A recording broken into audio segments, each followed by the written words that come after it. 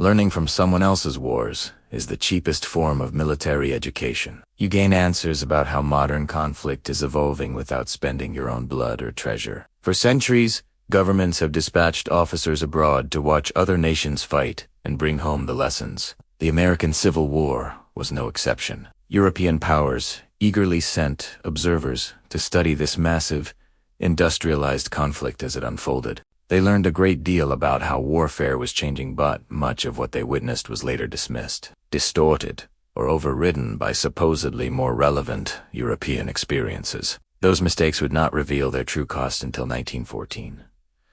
In this episode, we focus on those foreign eyes on the battlefield. The European officers who crossed the Atlantic to study the conflict and what they truly thought as they watched some of the bloodiest battles ever fought in the Western Hemisphere. To most Europeans in the mid-19th century, the United States remained more idea than reality. They knew America as the birthplace of a bold Republican experiment that had inspired the French Revolution and helped fuel the wave of uprisings in 1848.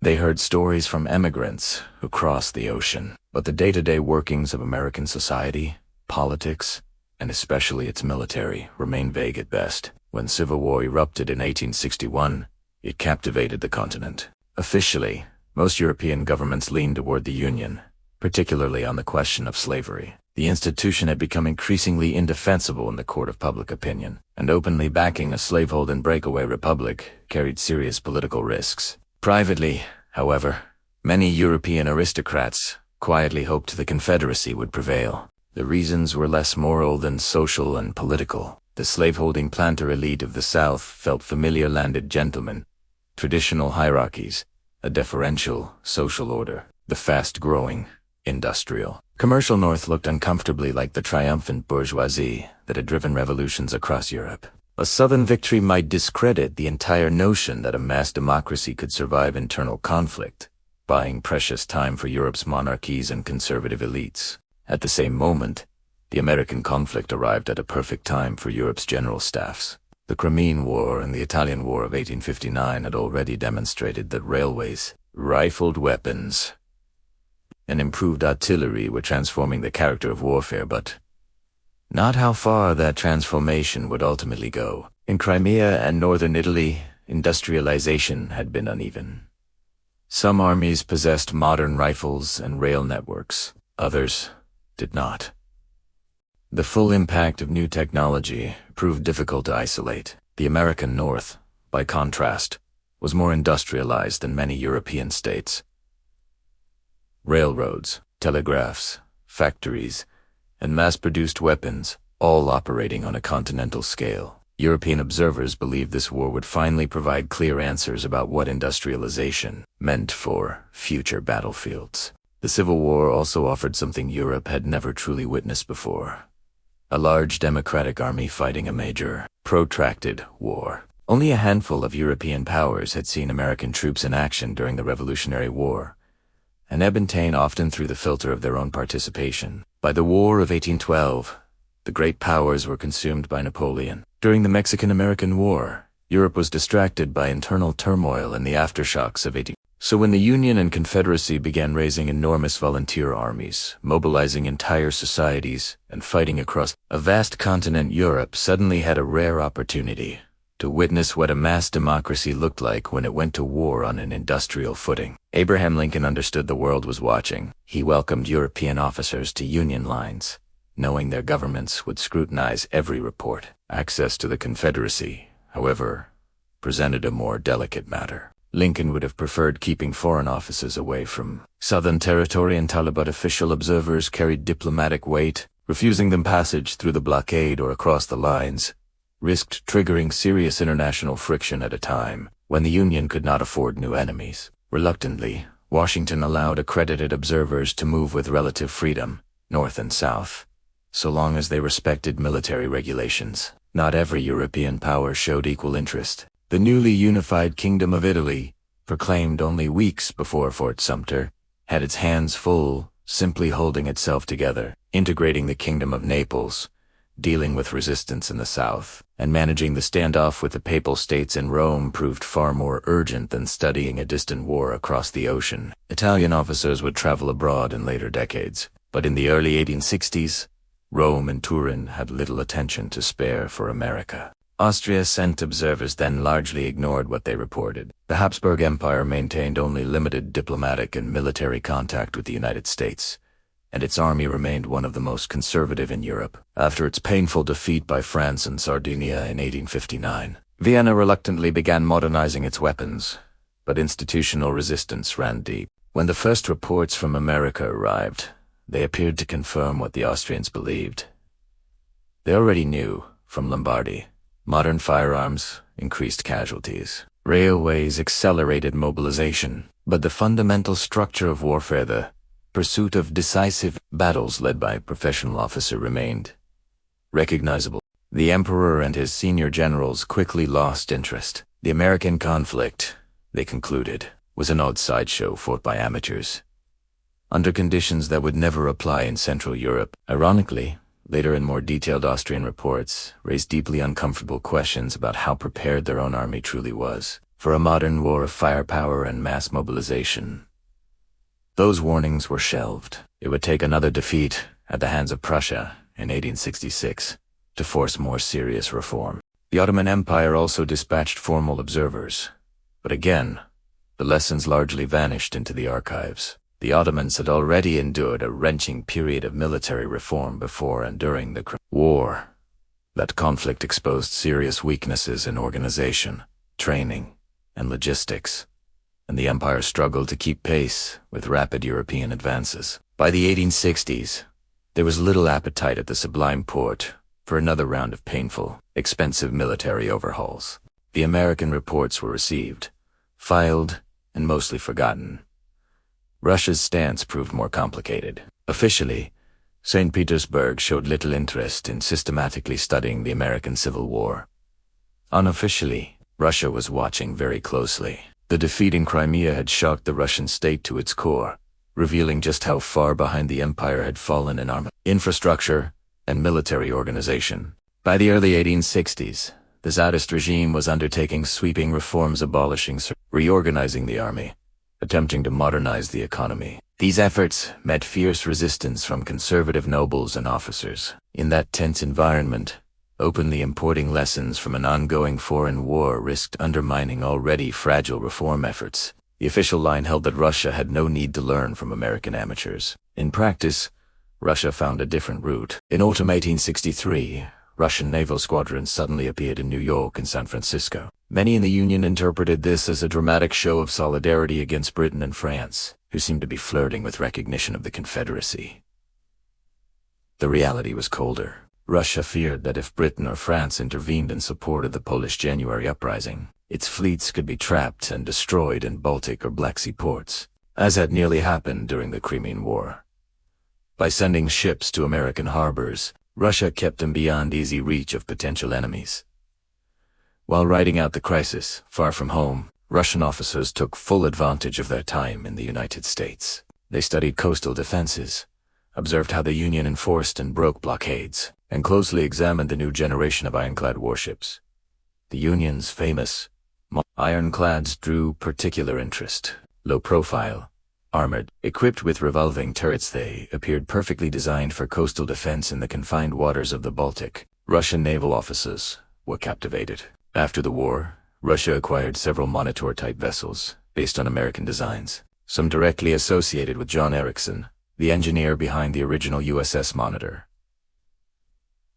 On land, Russia officially modeled its army reforms on French and Prussian examples. Yet, American influence seeped in through technical and doctrinal channels. Russia's first modern breech-loading rifles included American systems, and debates about cavalry doctrine increasingly referenced American experience.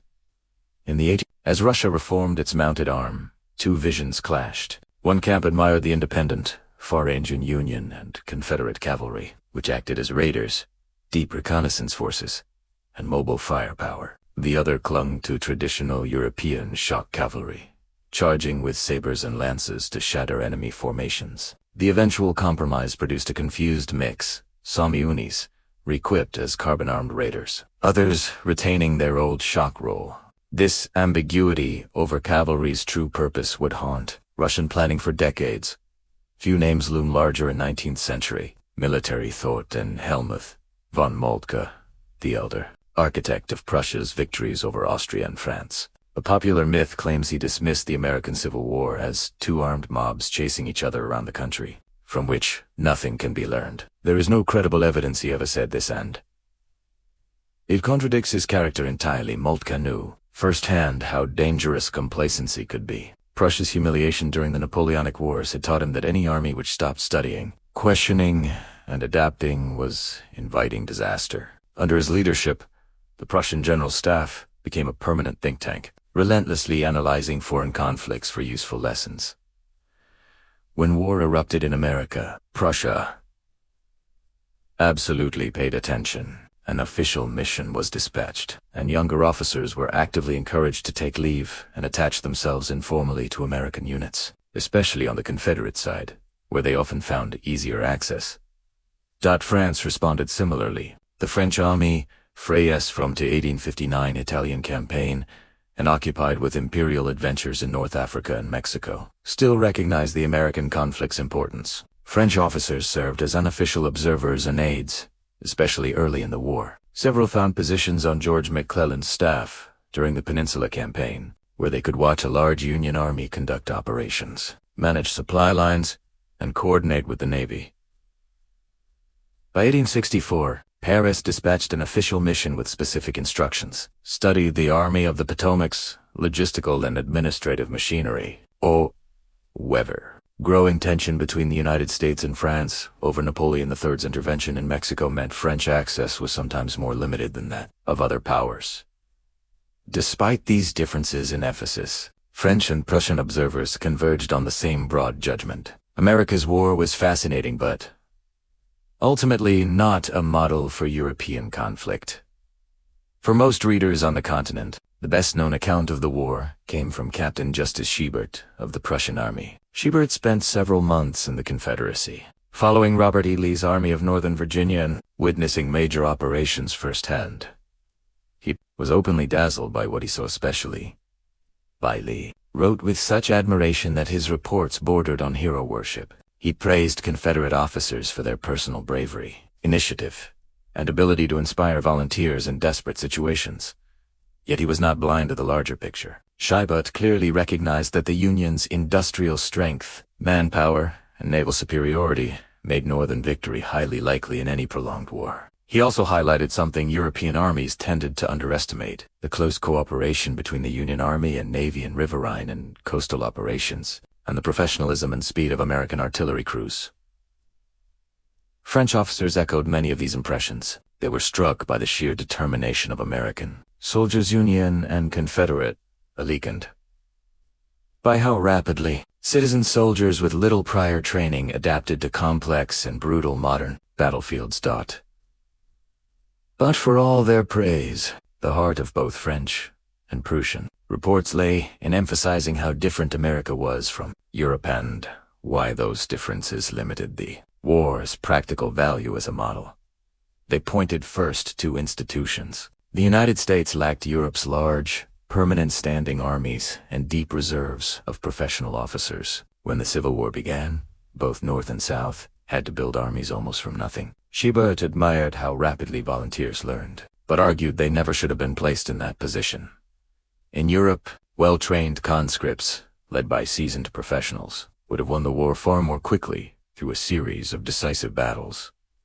As the conflict dragged on, and both sides dug deeper trenches, built stronger field fortifications, and waged massive siege at Petersburg above all. Schubert and others interpreted this not primarily as a warning about firepower's future, but as evidence that inexperienced American officers were too cautious or too clumsy to achieve clean, decisive victories in the open field.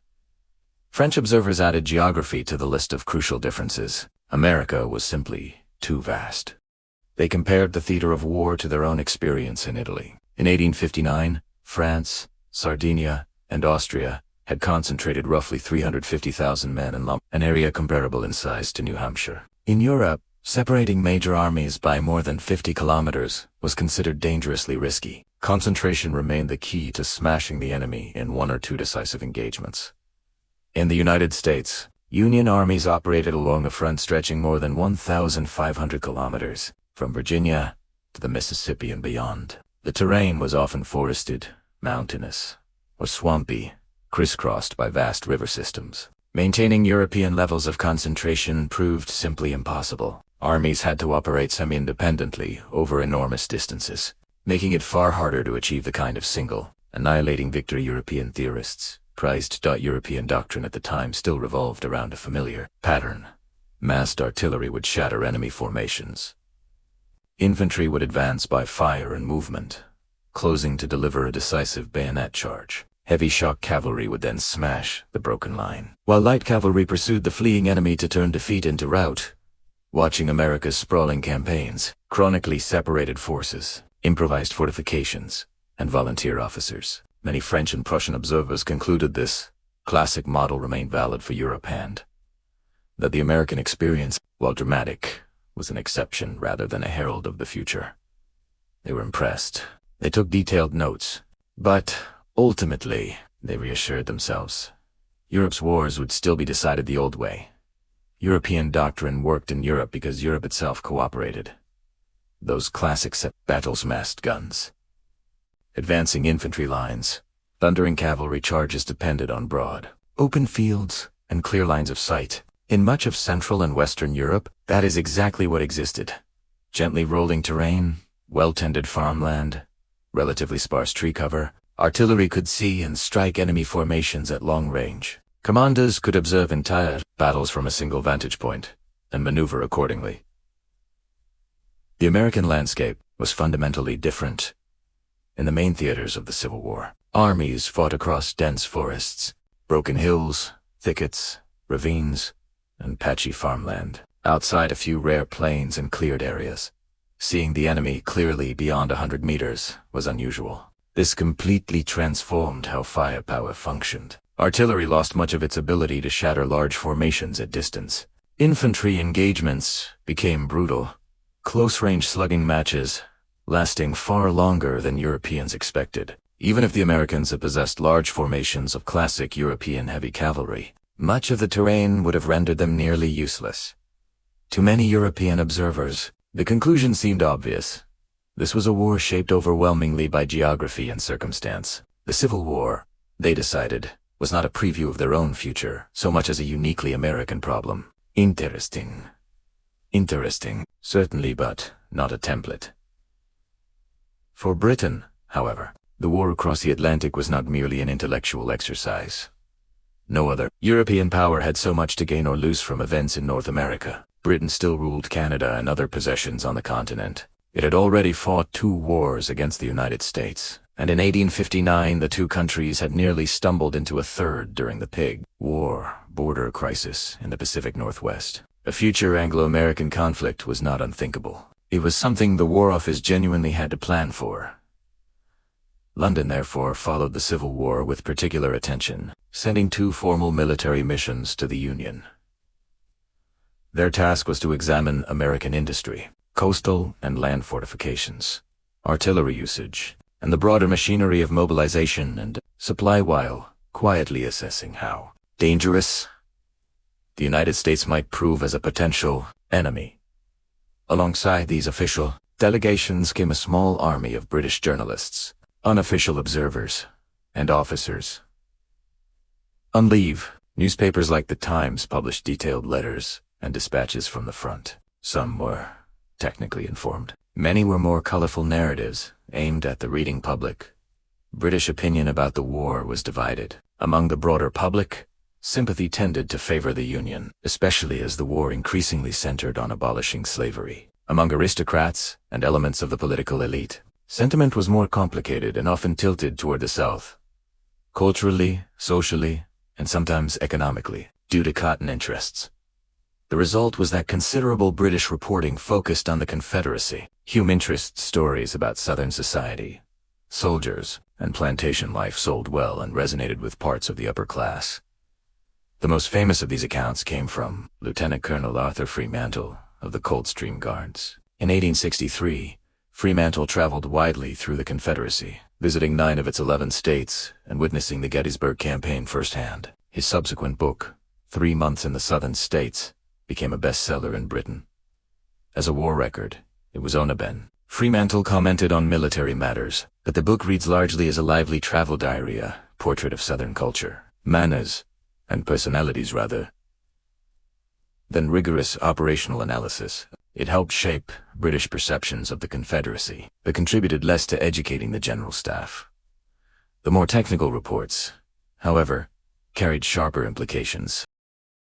On the reassuring side, British observers found that much of what they witnessed in American logistics, weapons, and command arrangements validated lessons the Army had already learned painfully in Crimea. The need for better supply systems, more efficient staff work, modern firearms, and clear chains of command had all been exposed in the 1850s. The American conflict reinforced those lessons with fresh, vivid examples.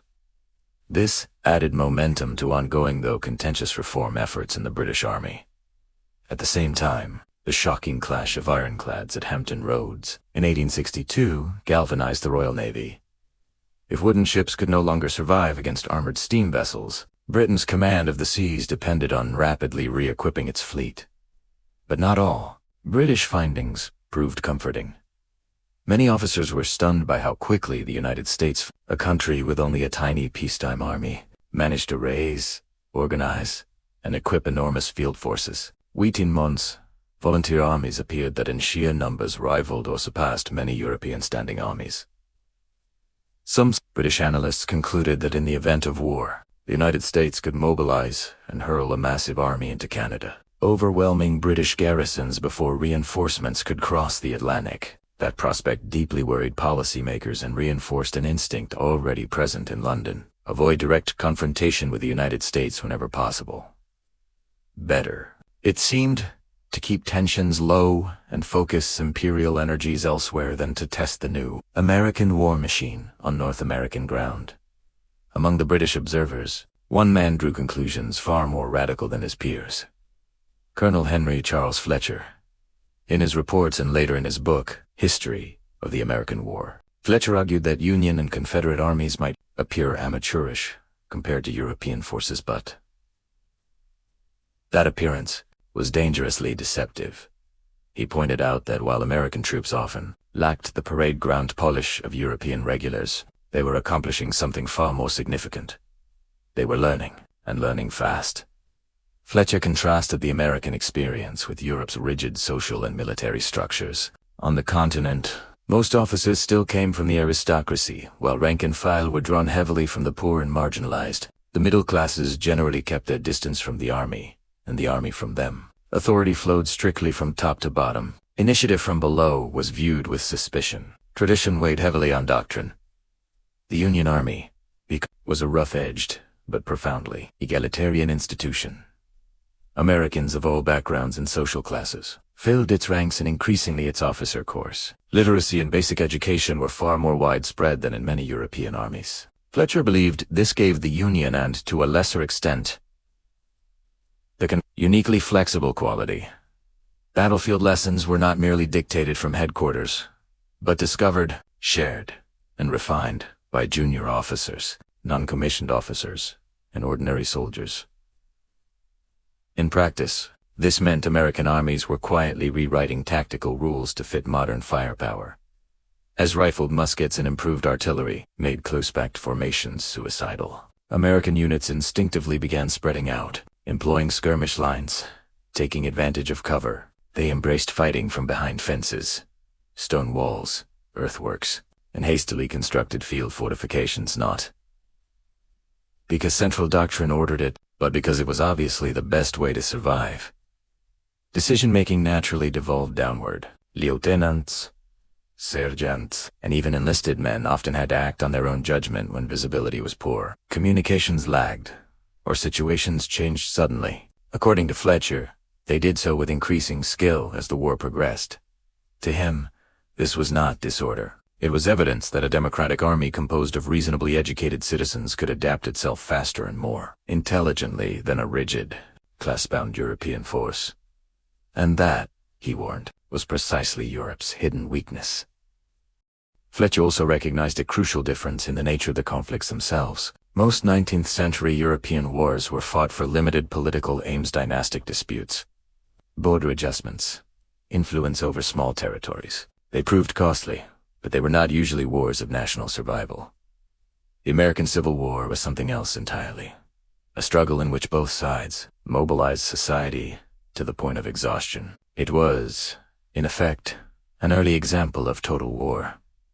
Britain's small, highly professional Elvalantia army worked admirably for colonial campaigns and short, limited conflicts. But Fletcher argued that if Britain were ever drawn into a war matching the scale and intensity of the American struggle, that army would be bled white in short order. Britain would then face precisely what the Union and Confederacy had confronted: the necessity of raising vast new forces from volunteers and conscripts. Preparing for that future, he insisted, required fundamental changes in mindset and policy.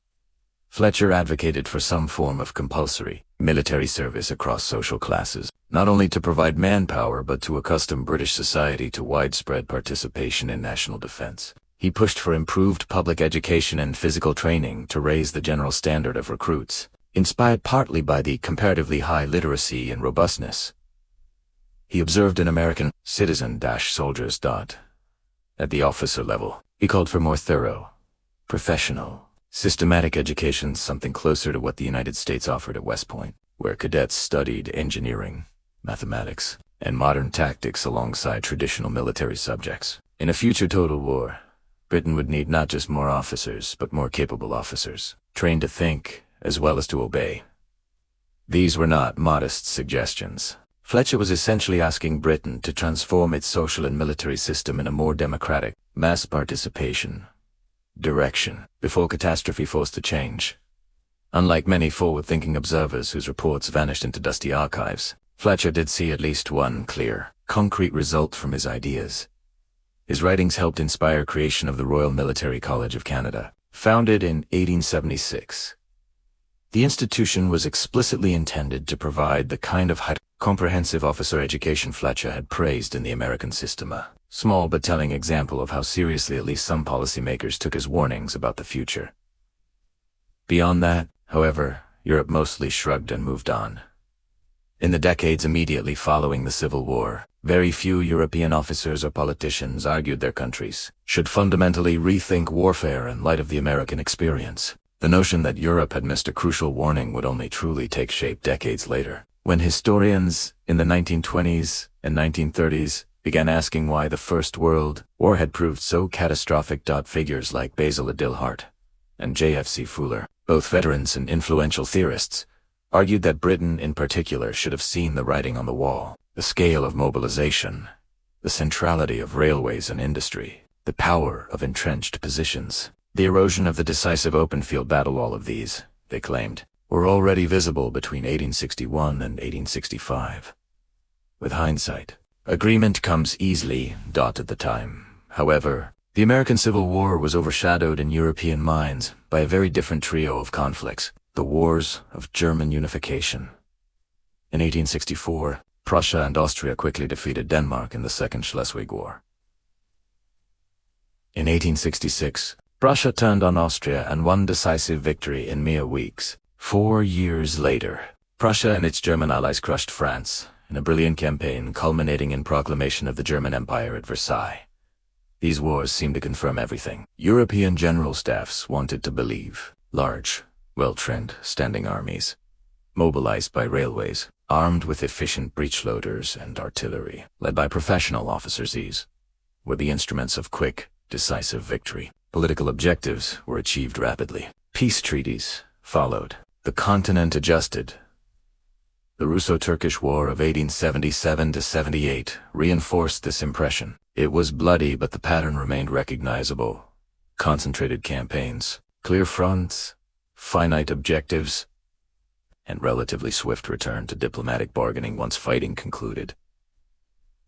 Against this backdrop, the Franco-Prussian conclusion about the American Civil War appeared justified. Europe's wars were fast and decisive. The long, grinding attrition of the Civil War looked increasingly like an American anomaly, a product of geography, politics, and inexperience. Not until 1914, when Europe finally plunged into its own fully industrialized, near-total war, did uncomfortable questions return, as the Western Front acidified into trenches, as offensives collapsed under machine gun fire and heavy artillery, as nations mobilized not just their armies but their entire economies. Some began looking back and asking, had all of this not been visible in miniature in America 50 years earlier? By then, of course, the opportunity to prepare differently had long since passed. More explorations of the American Civil War are on the way, so if you want to follow this series, make sure you are subscribed and have notifications turned on so you do not miss the next episode. If you found this video useful or interesting, consider giving it a like, leaving a comment, or sharing it. It helps greatly in getting our work in front of more viewers. Our patrons and YouTube members get access to more